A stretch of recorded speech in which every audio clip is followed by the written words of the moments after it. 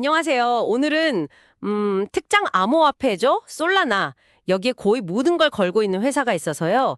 유펙스라는 곳인데 한번 깊이 파헤쳐 보겠습니다. 아, 네. 유펙시.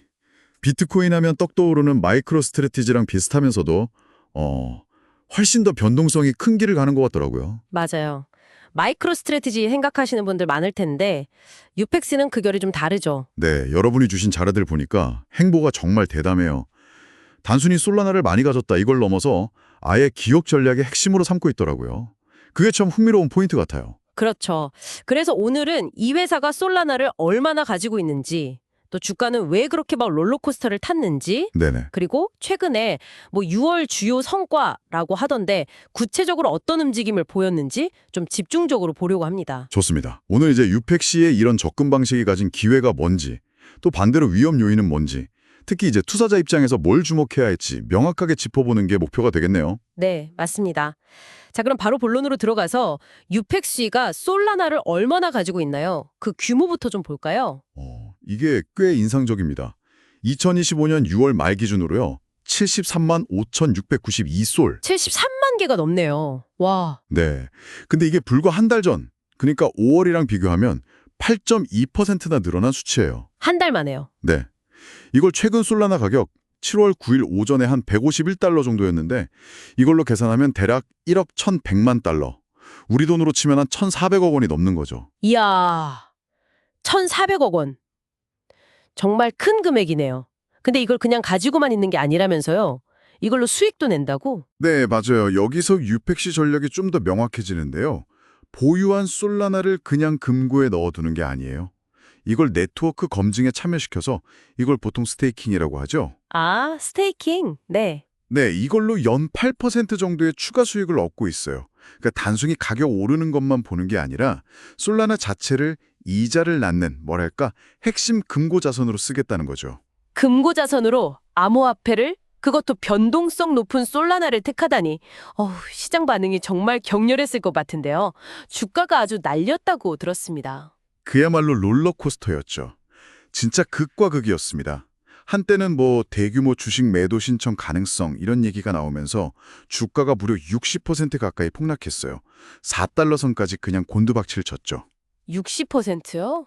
와. 네, 이게 그냥 뭐 시장 변덕이다 이렇게 볼 게 아니라 유펙시가 솔라나라는 훨씬 예측 불가능한 자산에 회사의 운명을 걸었기 때문에 나타나는 좀 극단적인 반응이라고 봐야 할 것 같아요.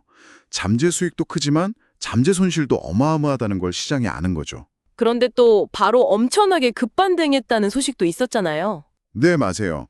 6월 들어서 긍정적인 소식들이 좀 나왔어요. 주요 사업 성과 발표라던가 솔라나 보유량 더 늘렸다 이런 뉴스들이 나오면서 분위기가 확 바뀌었죠. 아하. 그래서 7월 초에는 이틀 만에 27%가 급등했고요. 장외 거래에서도 추가로 12%가 올랐습니다. 한때는 15달러를 넘기도 했었죠. 와, 정말 정신없네요. 그렇죠. 근데 또 그 이후에는 차액 실현 매물이 나오면서 다시 좀 조정을 받고 그러니까 이 전략에 대해서 시장의 기대랑 우려가 얼마나 팽팽한지 그걸 아주 잘 보여주는 흐름이었어요. 이런 걸 보면 진짜 자연스럽게 소야늘 버전 마이크로 스트래티지다. 이런 별명이 붙을 만한데요. 구체적으로 어떤 점이 비슷하고 또 결정적으로 다른 점은 뭘까요? 유사점은 명확하죠. 특정 암호화폐를 대량으로 사들여서 기업 가치랑 주가를 같이 끌어올리겠다. 이 전략 자체는 비슷해요. 마이크로 스트래티지가 비트코인으로 이걸 하려고 했다면 유펙시는 솔라네로 같은 시도를 하는 거죠.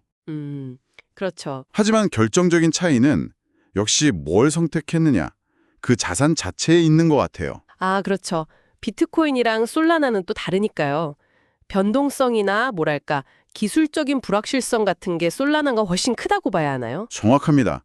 잠재적인 상승폭도 물론 클 수 있겠지만 반대로 기업 전체가 짊어져야 할 리스크의 수준 자체가 근본적으로 다르다는 거죠. 이 점이 유펙시를 평가할 때 가장 중요하게 봐야 할 부분인 것 같아요. 그렇군요. 비슷한 전략을 쓰는 다른 회사들도 있나요? 네, 뭐 디파이 데브콥이라든가 캐나다의 SOL 스트래테지스 같은 회사들도 비슷한 전략을 쓰고 있긴 합니다. 아하.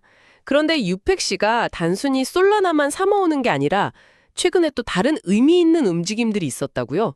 6월 성과가 좀 주목할 만하다던데요? 네, 몇 가지 좀 눈에 띄는 진전이 있었습니다.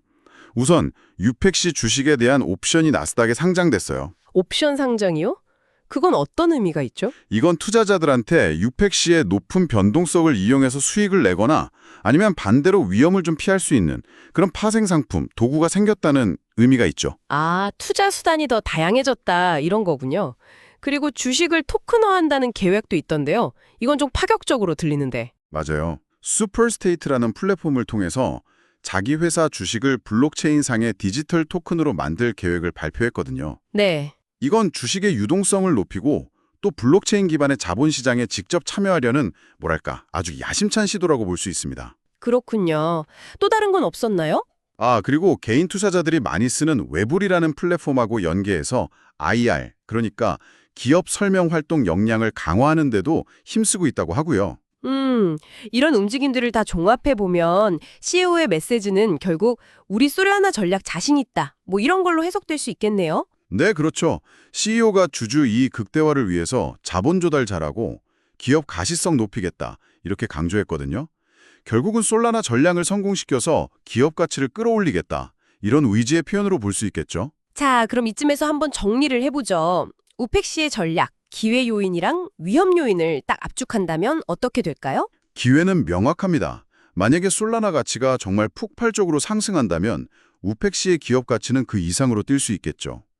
여기에 아까 말씀드린 연 8% 스테이킹 수익이라던가 주식 토큰화 같은 혁신이 성공한다면 더 좋을 거고요. 그야말로 대박 기회네요.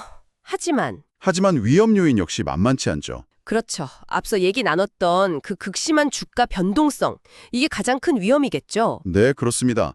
투자자 입장에서는 정말 감당하기 어려운 수준의 변동성이죠. 그리고 언제든 대규모 투자자들이 차익 실현이나 위험 회피를 위해서 주식을 대량으로 던질 수 있는 그런 잠재적인 리스크도 있고요.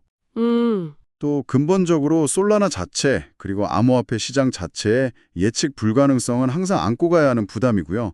어떻게 보면 유팩시는 이 위험을 줄이는 게 아니라 오히려 더 키운 구조라고도 볼 수 있어요. 네, 오늘 우리는 유팩시라는 회사가 솔라나라는 단 하나의 자산에 거의 미래를 걸고 어떻게 기업 가치를 높이려 하는지 살펴봤습니다. 그 과정에서 나타난 격렬한 주가 움직임, 그리고 스테이킹, 옵션 상장, 토큰화 같은 새로운 시도들까지요. 정말 흥미로운 실험인 것 같아요. 네, 유팩시 사례는 기업이 특정 디지털 자산에 이렇게 깊이 의존할 때 어떤 엄청난 기회가 생길 수 있는지, 동시에 얼마나 살얼음판 같은 위험이 같이 있는지를 아주 극명하게 보여주는 것 같습니다. 여러분께서 앞으로 기업을 평가하실 때 이런 새로운 형태의 디지털 금고 전략을 어떻게 분석하고 판단해야 할지 중요한 질문을 던지고 있다고 생각해요. 마지막으로 이런 질문을 한번 던져보고 싶네요. 만약 앞으로 더 많은 기업들이 유팩시처럼 특정 디지털 자산을 핵심 재무 전략으로 받아들인다면 우리가 알던 전통적인 방식의 기업 가치 평가, 이건 어떻게 변해야 할까요? 그리고 이런 변화가 여러분의 투자 결정에는 또 어떤 새로운 도전과 기회를 가져다 줄까요? 한 번쯤 곱씹어 볼 만한 질문인 것 같습니다.